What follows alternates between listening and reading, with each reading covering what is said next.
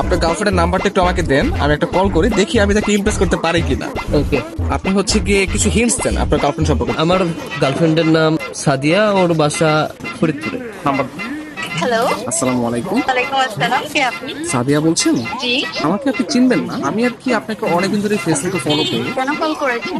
আপনার পরিচয় কি? অ্যাকচুয়ালি আমার নাম হচ্ছে মাহিন, তো আপনি আমাকে চিনবেন না, পরিচয় দিয়েও লাভ নেই। আপনি দেখতে যেরকমটা সুন্দর, আজকে কল করার পর মনে হলো আপনার বয়সটাও এরকম সুন্দর।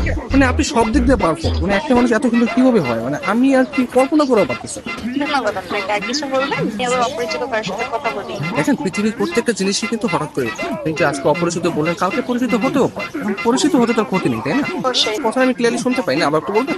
শুনতে পাচ্ছেন না? হ্যাঁ, এখন শুনতে পাচ্ছি। মানে আপনার কথা শুধু আমার কানে না, আমার মনেও পৌঁছে যাচ্ছে। আপনি বলেন। আপনি অনেক ভালো ফ্লার্ট করতে পারেন। আমি কোনো ফ্লার্ট করতেছি না, আমি আসলে সত্যি সত্যি, মানে সত্যি কথাই বলতেছি। ধন্যবাদ। আপনি কোথায় থাকেন? আসলে ছোটবেলা থেকে আমি অনেক জায়গায় থেকেছি, কখনো ঢাকা, কখনো খুলনা, যশোর, মাদারীপুর, বাট এগুলো সবকিছু না টেম্পোরারি। আমি এখন বর্তমানে পার্মানেন্ট ভাবে নতুন একটা জায়গায় থাকতে যাচ্ছি। জি, সেই জায়গাটা কোথায়? আপনার মনে একটু একটা জায়গা হবে? না, আপাতত নেই। অপরিচিত কাছে জায়গা দিতে চাচ্ছি। অপরিচিত বলতে আমরা চাইলে কিন্তু পরিচিত হতে পারি। আপনি চাইলে আমরা কথা বলতে পারি, দরকার হলে ভিডিও কল অথবা মিটও করতে পারি। কিন্তু আমি তো আপনাকে দেখিনি, আপনি তো আমাকে দেখেছেন। রাতের দিকে তাহলে আমরা ভিডিও কলে আসি। আচ্ছা, আপনি তখন আমাকে হোয়াটসঅ্যাপে আপনার ছবি সেন্ড করেন। ও আচ্ছা। যদি মনে হয় যে না, কথা বলা যায় বা ভালো লাগে, তাহলে আমি আপনার সাথে কন্টিনিউ করবো, সমস্যা নেই।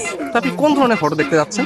আপনার কিছু ওয়াও টাইপের ছবি দিন, যেগুলো দেখে আমার ভালো লাগবে। আচ্ছা ঠিক আছে, আমি আপনাকে কিছু আমার সত্য সত্য পিক পাঠিয়ে